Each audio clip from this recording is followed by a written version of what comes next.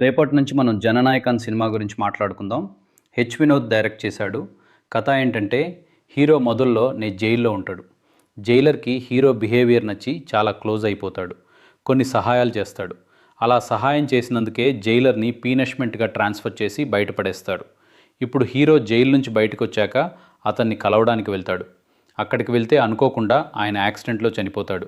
చనిపోయే ముందు తన కూతుర్ని ఏదో ఒకలా ఆర్మీలో చేర్పించాలి అని చెప్తాడు. సో హీరో ఆ అమ్మాయికి పెంపుడు నన్నయ్య పెంచుతాడు. ఆ అమ్మాయిని ఆర్మీలో పెట్టడంలో పెద్ద ప్రాబ్లం ఏంటంటే ఆ అమ్మాయి అకస్మాత్తుగా భయపడుతుంది. ఎందుకు భయపడుతుంది? ఆ అమ్మాయి భయానికి మెయిన్ విలన్కి ఏం సంబంధం? మెయిన్ విలన్ లక్ష్యం ఏంటి? ఇదే ఈ సినిమా కథ. మీ అందరికీ తెలుసు కదా. ఇది మన Indian super hero Balakrishna Bhagavanth Kesari remake. కానీ షార్ట్ టు షార్ట్ కాపీ చేయలేదు. ఒక్క మెయిన్ మ్యాటర్ తీసుకొని మిగతా అన్నీ చాలా చేంజ్ చేశారు డాటీ సినిమా. రఫ్లీ 3 గంటలు 3 నిమిషాలు రన్ అవుతుంది. 6 గంటలు పైన టీ తెక్కిసి చూసినప్పటికీ లాస్ట్ అరగంటలో అక్కడ remote control war, humanoid robot అన్ని తీసుకొచ్చి కథలో ఫోర్స్ చేసి చంపేస్తారు.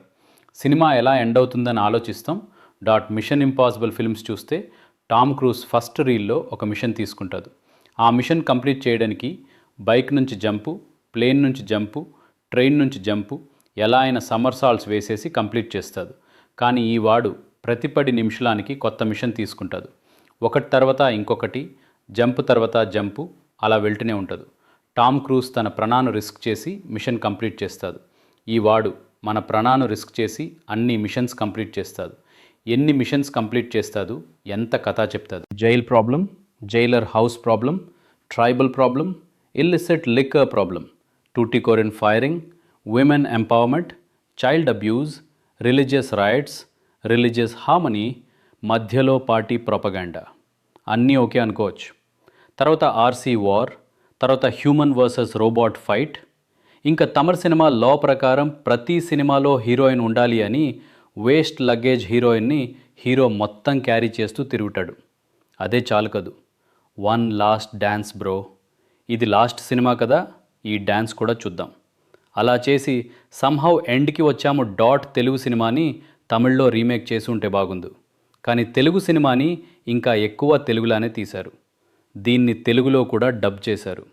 తెలుగు వాళ్ళు అనుకుంటారు, ఎందుకు మన ఇంట్లో ఉన్న కేసరి తీసుకుని పైన 4 జీది పప్పు వేసి మన తల మీద ఫోర్స్ చేస్తున్నారు? కథ అనేది సినిమాలో మాత్రమే జరిగే టైప్, రియల్ లైఫ్లో అసలు పాసిబుల్ కాదు.